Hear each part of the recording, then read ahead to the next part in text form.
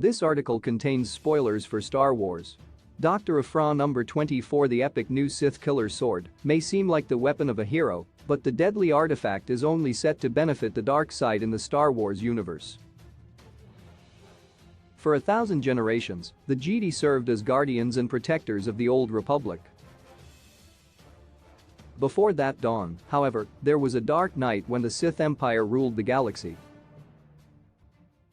It only came to an end because of the fractious nature of the dark side, with the Sith turning on one another in their lust for power. The Sith Empire strove to dominate the galaxy, crushing any who would challenge it.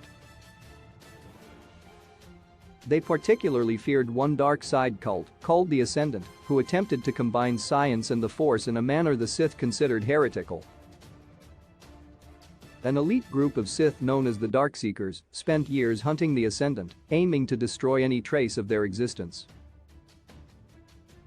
They failed, however, because they did not succeed in destroying some of their most powerful creations.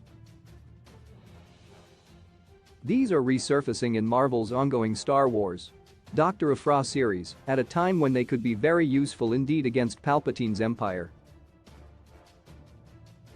Dr. Afra number 24 from Alyssa Wong and Minkyu Jung unveils the Ascendant's ultimate weapon against a Sith empire.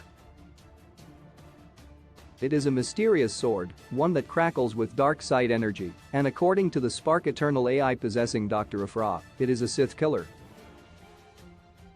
The Ascendant used technology to mimic the Sith, so it's fitting they would come up with their own equivalent to the lightsaber, and no doubt this possesses unique abilities beyond any kyber-powered blade.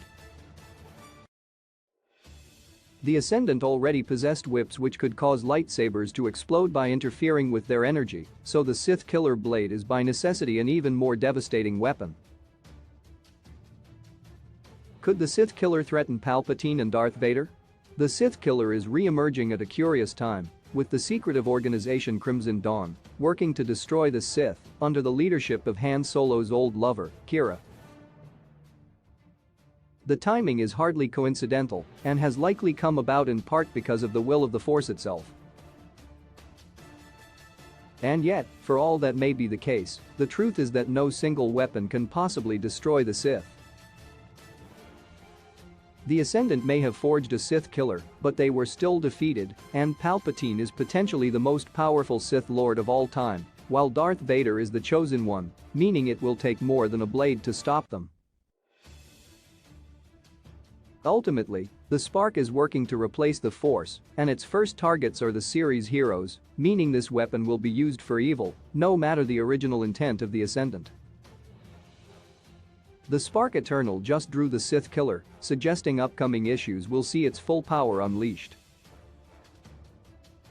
The Ascendant's real advantage is that the Spark allows them to intuitively bond with technology, using it essentially in the same way the Sith wield the Force.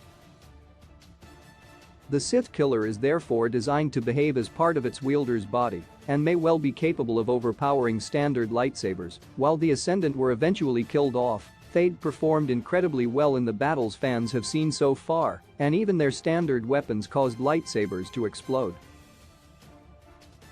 Ironically, when the Empire was finally defeated, it was because Luke Skywalker put down his sword. Rather than try to destroy the Sith, Luke instead tried to redeem one of them: Darth Vader, his father.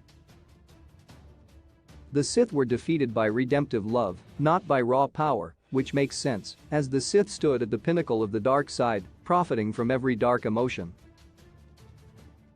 That means there was no way a group like Crimson Dawn, or a weapon like the Sith Killer, to stop them, as these only increase the darkness of the Star Wars galaxy.